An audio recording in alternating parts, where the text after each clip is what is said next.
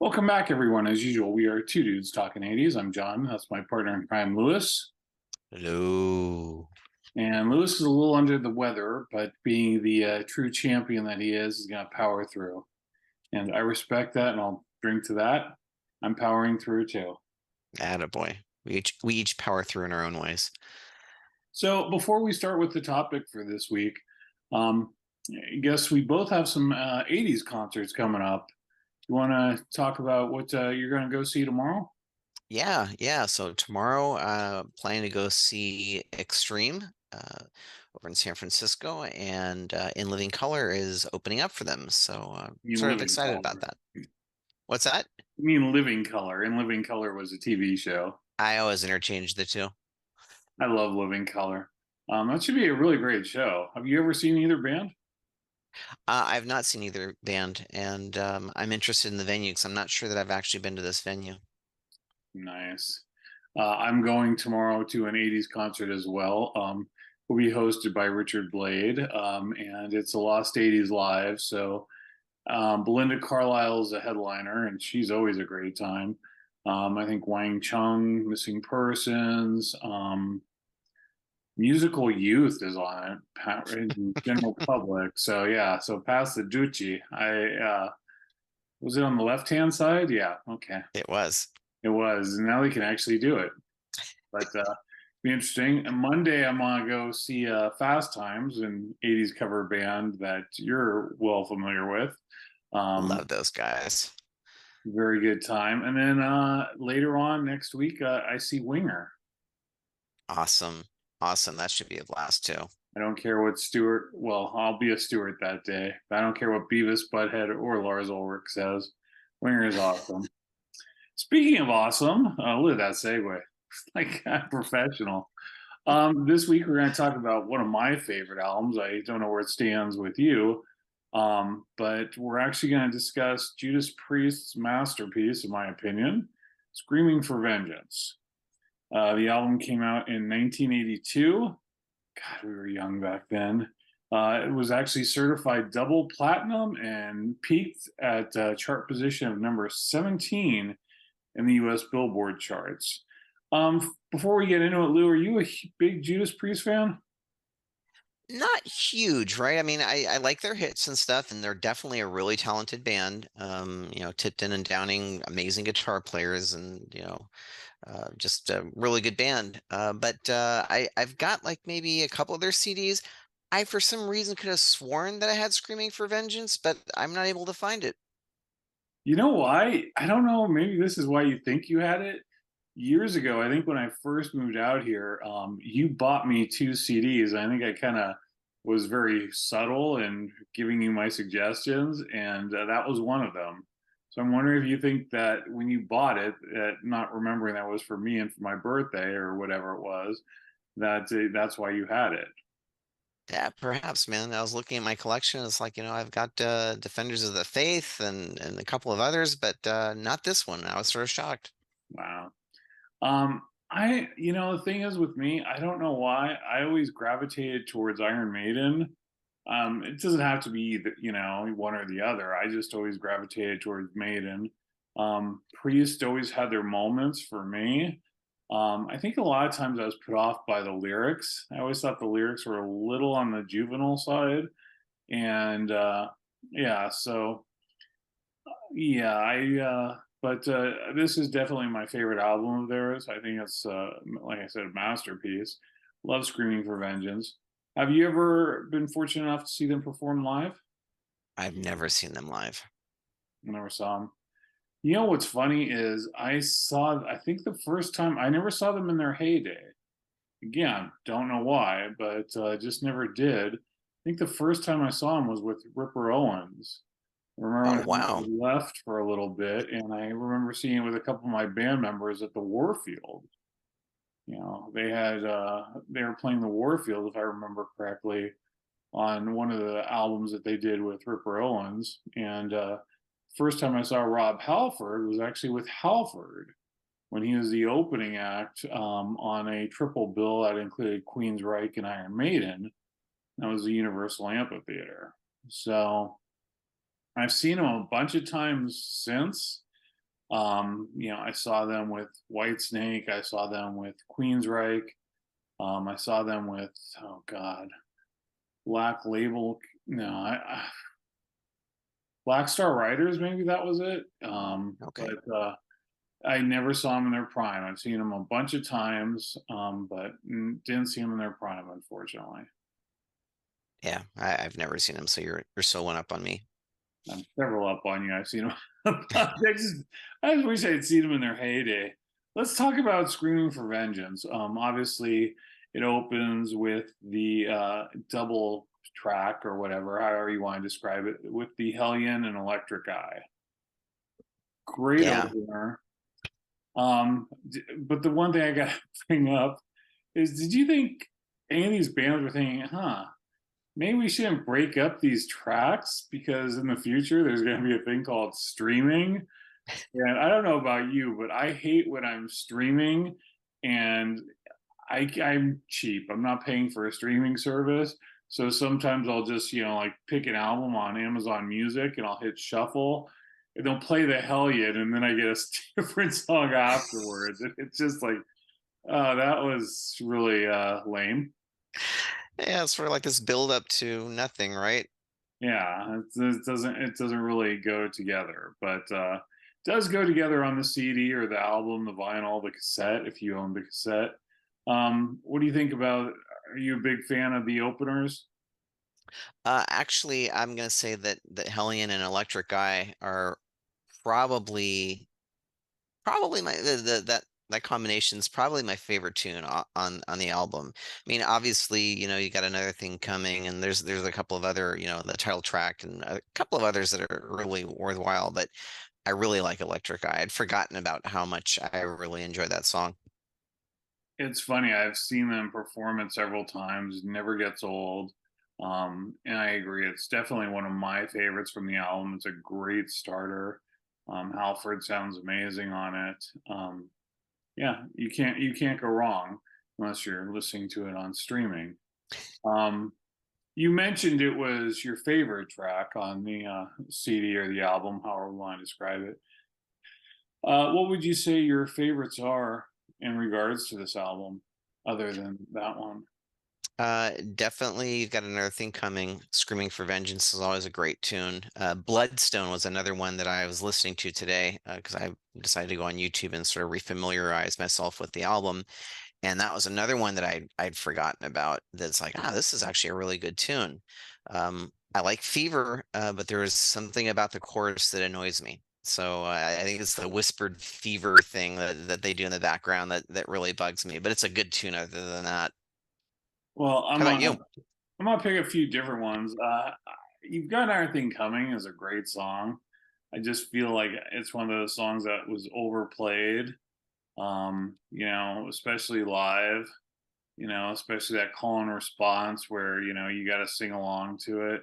And then when they started using it in commercials, it's like, okay, it kind of took the cool factor out of it, right? Like these were the bands that we grew up with that were so incredibly dangerous, and they were getting labeled, and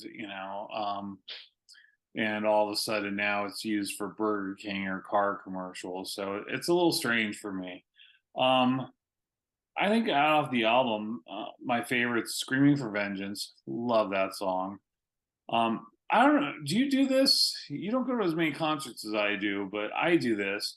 When there are bands that I'm teetering on whether or not I'm gonna go see them, I look at their set lists, which kind of sucks because it takes away the spontaneity of the concert for me. But it makes me decide whether or not I'm gonna go see the concert. Do you do that? I don't, but that's actually something very smart and very reasonable, right? If you're sitting there sort of debating as to whether or not you want to go see a show and they're playing a bunch of songs that you're into, it can push you over the edge to do it. So I've never thought of doing that. That's pretty smart. Yeah, I'm a smart kind of guy. But the reason I bring it up is because I was, kind of not sure. I forgot which tour it was, but whether or not I was going to go see Priest. And then I saw that they had Screaming for Vengeance in the set list. And I'm like, okay, I've got to go. I've got to hear that live. And so that was the deciding factor for me. So that's probably my favorite song off the album. Um, Electric Eye is great. Big fan of Riding on the Wind. And another one, which people are going to hate this choice because it seems kind of commercial and very out of place. And I read that they didn't even perform this until they put in a set list in 2019. I Wow. don't remember. I don't remember seeing this, but Take These Chains. So that's a good tune, man. I like that tune. That's the only one that Tipton, Halford, and Downing did not write. That was written by a gentleman named Bob. What was it? Halligan or Halligan? Can't read my writing, and I'm not putting on my glasses right now. Junior. And I guess he wrote for some other artists as well, but not, like I guess he wrote a couple songs for Kiss, things like that. But that's another song that I just think is so incredibly underrated. You never hear it. I know it's kind of a more commercial vibe, but I love that song. I think it's a fantastic song. That's So really interesting because I was going through and listening, like I said earlier, to the songs, and there was one that I thought just that stood out of place, and I can't remember if that was it or not. So I'll have to go back and re-listen and see if that was it. I could definitely see where you would think it's out of place, but again, I think it's a great song. I thought I saw them on the 2019 tour, and I don't remember them playing that. So I don't know if it was maybe they played it in Europe or something like that, but I don't recall that at all.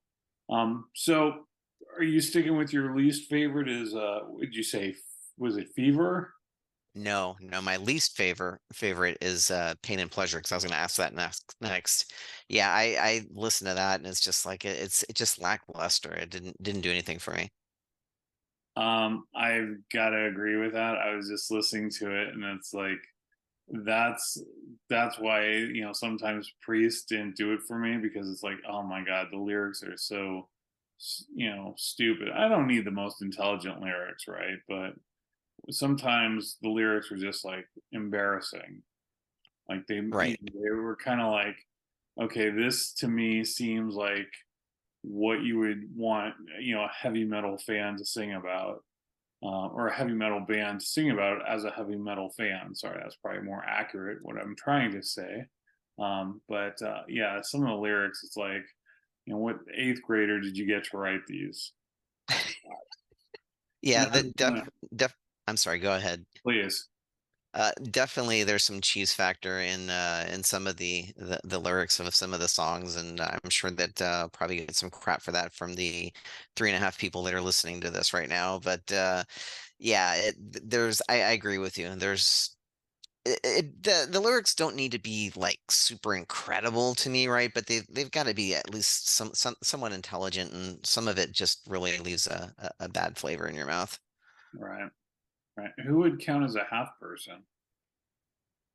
Uh, I don't know, somebody like me. Okay, so it's entirely based upon size. I mean, Sure, why not? all right. Well, write the letters to him. Um, so I was fortunate enough, speaking of seeing Priest live, to see them perform at the Rock and Roll Hall of Fame awards ceremony, and there was some discussion there whether or not Richie Faulkner, who's currently in the band, performed along with KK Downing, who's even though had been with the band forever, hasn't been with the band in years. Great to see them perform together. But I recently read an article where Ripper Owens was kind of expressing his displeasure or disappointment, whatever you want to call it, about not being included in that performance or just to even be acknowledged in the Hall of Fame. Any thoughts on that one? Yeah, I think that, he's part of the band's history and he definitely helped give the band more life than they would have after Halford left. So I think it would have been fair to at least, mention him, if not include him in one or two performances. Yeah, for sure. Yeah, How about you? I think they should have, at least brought, attention to his name. But I don't think he should have performed. I mean, you think Judas Priest, you think Rob Halford. right? And that's the guy, and I think that's I think that's the person you want to see performing all the songs. I don't know if he would bring him out, let him do background vocals, or would he feel awkward? I don't know. It's just difficult because, you think of some of these bands, and the Rock and Roll Hall of Fame is usually for a specific time period in the band's history. Richie Faulkner, bless his soul, he's been in the band for a lot of years and has brought a lot of great energy to the band. He wasn't included either. He was performing with them because he's currently performing with them now. So I don't know. It's kind of a difficult one to say, but just thought I'd bring it up. Tom Allen, we have to give him some props. He's the producer on this album. You might know this. I don't. I apologize. But he produced some of the albums he produced. He produced or artist he produced was Black Sabbath, Loverboy, Crocus, and Def Leppard. I know for Def Leppard, he did their first one, On Through the Night, because Mutt Lange pretty much took him over after that point. Do you remember what Black Sabbath album he did? I don't, and to be honest, John, I've never heard of the guy's name, so I don't know anything about this guy. Sounds like he's got an impressive resume, though. He did Screaming for Vengeance, and he did On Through the Night by Def Leppard. There you go. All right. Well, both very well produced albums. I know. I kind of wish Def Leppard had never heard of Mutt Lange. They obviously would be a lot poorer these days, but I really like that first album with Def Leppard. Anyway, I just thought I'd bring his name up because I thought it was important to it. Around this time that this album came out, um, I don't know the exact time frame, but there's a very famous documentary came out, and I have to think it has to coincide kind of around this period, right?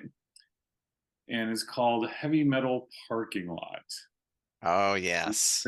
Judas Priest. I know you've seen it. It was, if for those that don't know, Heavy Metal Parking Lot, somebody, bless their heart, had taken video cameras to the parking lot of a Judas Priest concert in the mid '80s, and they filmed it, and it is hysterical. It is such a snapshot of that time. It's just the perfect time capsule. It's embarrassing to watch, but it's so much fun. What are your thoughts on Heavy Metal Parking Lot? Well, I think that's a really good call out, Jen, because I'd completely forgotten that it was a Judas Priest concert that they were attending. And yeah, if you were an 80s metal fan back in the day, you've got to see this. You just owe it to yourself to see it. I think you described it really well, where it's a little cringeworthy, but man, it brings back a lot of memories because that's what it was like, man. I mean, the cars and the look and yeah, no, I highly encourage people to check that out. That's a really good thing that you brought up. Guys in half shirts, which I know you approve. It's The, awesome. The big hair. what there was one where it's like, oh god, I just remember that one guy. He had the raspy voice or whatever, and he's singing "Living After Midnight," and you can tell he is high as a kite, and it's hysterical. I would love to see. They should do a documentary about where all those people are now. If anyone knows anything about it, or if they've ever done anything, like where are they now with Heavy Metal Parking Lot, please put it in the comments. I need to know what's happened to these people. For sure. That would be funny, man. That would be really interesting to see what became of him. Some of them are probably doctors now. Hey, Yeah. you laugh, but I mean, if you think about it, Vic Agnello, who was a drummer for Laws Rocket, became a doctor. I recently found out Mike Suss, the original drummer for Possessed, is a doctor. So it's kind of Wow. crazy and why they're drummers. But it's very interesting to find out that some of these people really went on to these careers that you would never in a million years expect of them. But Yeah. yeah, so if they had recorded Heavy Metal Parking Lot at the Cow Palace in the mid '80s, would you have been one of those people? Which person? What would you have been like?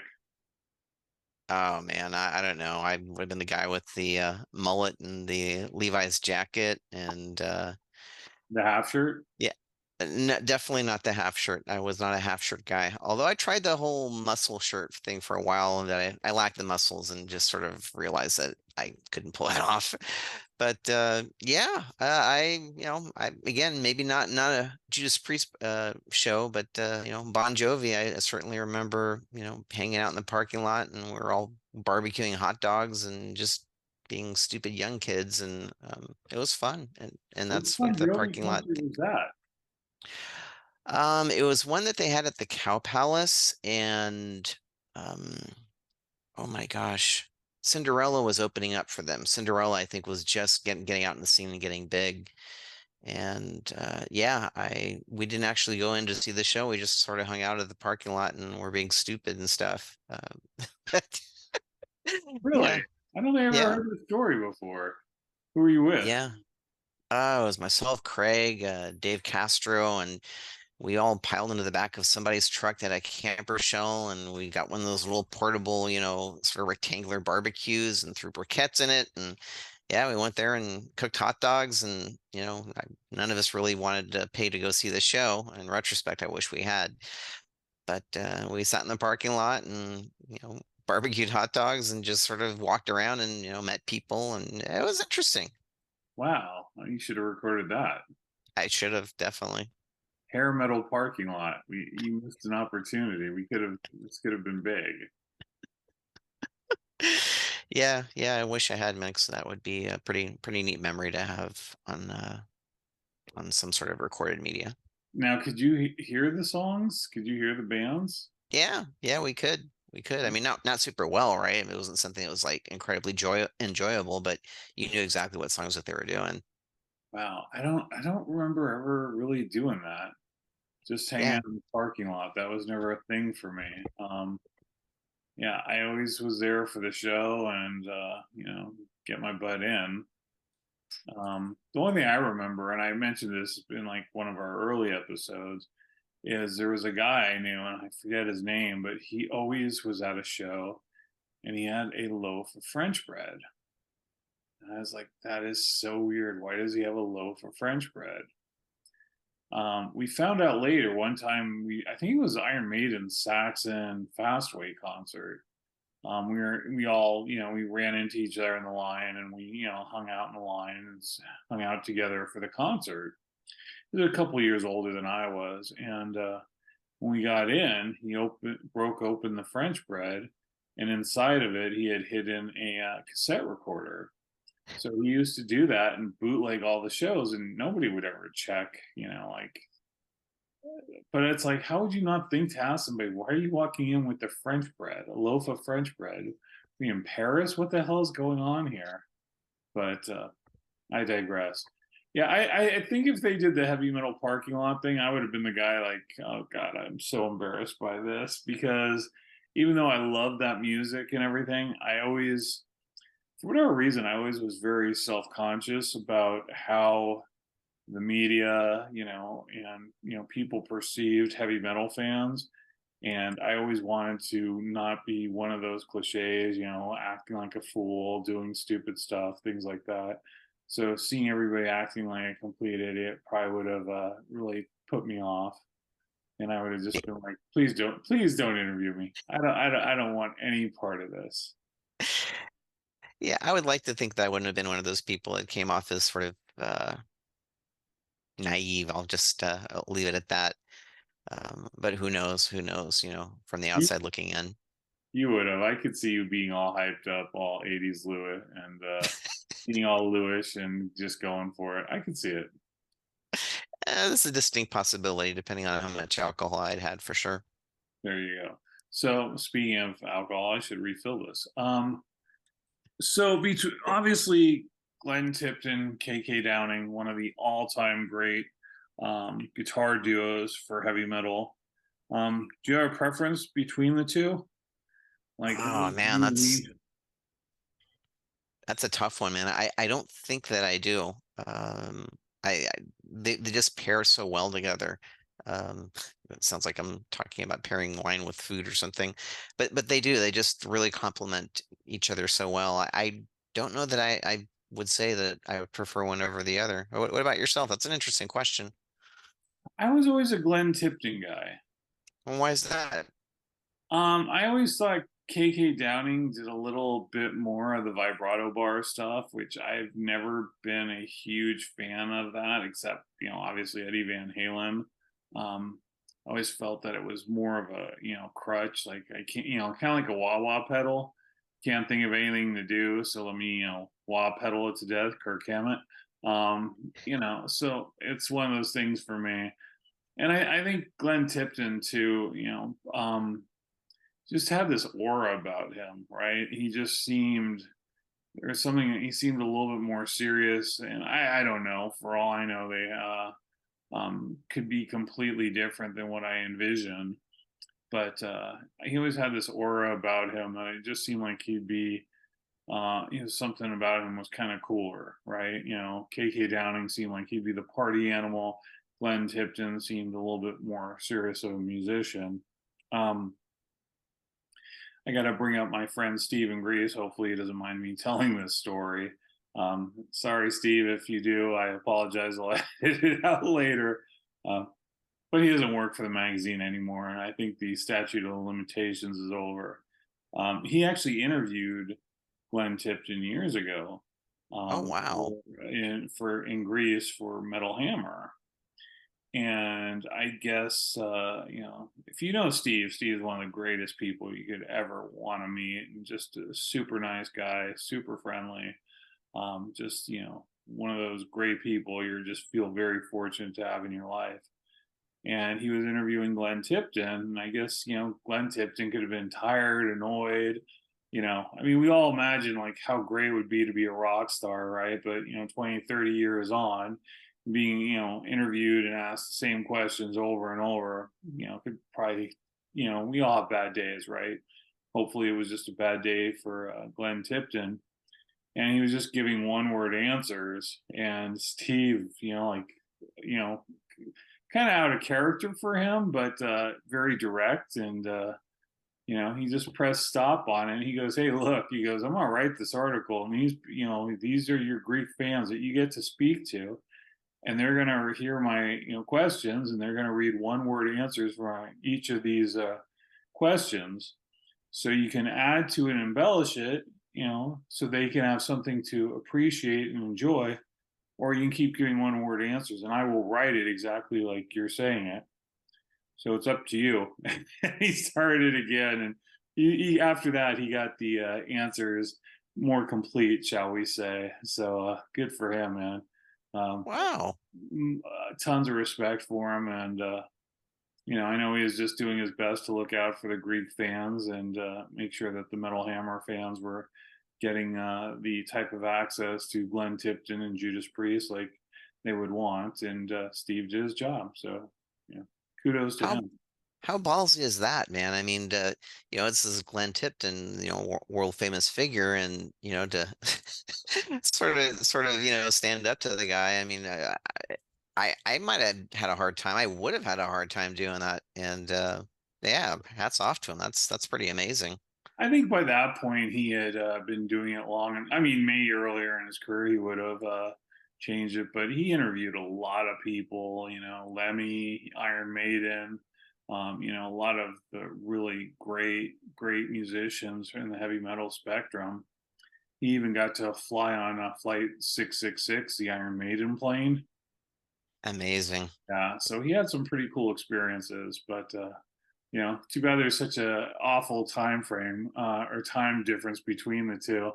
I'd love to get him on one of these days, but unfortunately, most because he's younger than us, most of his experiences are in the '90s. He was a little too young to enjoy the '80s like we were. We old. Yeah. But it does sound like he's got some amazing stories, man. That would be really neat to hear some of them. Yeah, and he speaks English better than either of us. So Yeah, he does. yeah. Um. So tomorrow, Extreme Living Color. Any particular song you really want to hear from either band? Oh man, Cult of Personality for sure. And oh god, what's the other one? You can tear a building Open down. Letter to a Landlord. There you go. Yeah, that That one I'm looking song. forward to as well. And Extreme, I mean, their hits, Wholehearted, More Than Words, Change. Yeah, I'm looking forward to a lot of stuff from them. Cool. And you have a little meet and greet beforehand. Yeah, I don't know how that's going to go because I've been reading from other places where they've, played on this tour that it's not quite as hands-on, that you may not really get to meet the band members the way that you would hope. So whatever, it is what it is at this point. We'll see how that goes. You can come out here for Winger. The VIP tickets were still available. Man, it's tempting. Yeah, it's. I was reading it. It says you get to meet all the band members. I don't remember if you get to take place part in seeing them do sound check. It says you can have them sign up to 3 items or 2 or 3 items, an 8x10, a photo with the band with your camera. So it sounds like a pretty cool thing. I only have a ticket to the concert so far, but if you join me, I would upgrade. I'm just saying, put it out there. Yeah, it's tempting, man, because as part of the reviews that they were giving on Extremes tour, they used Kip Winger as an example, or Winger, and they said, "Oh man, you got to talk to them, and they signed almost anything that you really brought that you want them to sign and take pictures with you. It was a much different experience." And I was thinking, "Oh man, Yeah, I've met Kip Winger in the past. He signed a CD, which I think ultimately went to you. Um, yes, really cool guy. Took some photos with him. I met Reb Beach in the past. Reb Beach, certainly a cool guy. I'd love to meet the rest of the band, but yeah, I'm not. I'll wait and see when you come out here. We'll do it. So I think we're almost out of time, brother. So we'll better start ending this. We kind of went off on a lot of tangents on Judas Priest, but what you should take out of this is see Heavy Metal Parking Lot. You can find it. Find it on YouTube. You can find it almost anywhere. I promise you, you were gonna love it. And if you've never seen Heavy Metal Parking Lot, and we introduced you to it, please put in the comments and let us know what you thought of it. Or if we just remind you that it even existed and you went and watched it again, please put in the comments. Hit the like button, hit the subscribe button. As always, we appreciate whoever's watching this. Hopefully, you're enjoying it. We got a lot of topics coming up. We have found a little bit of a creative second win because for a while we're like, what are we going to talk about? I don't know. What are we going to talk about? And we came up with like a bunch of topics in the last couple of days. So I think we're mapped out for quite a few months. So it should be a good time. Looking forward to it. And Lou, take us out, brother. peace out." Thank you guys.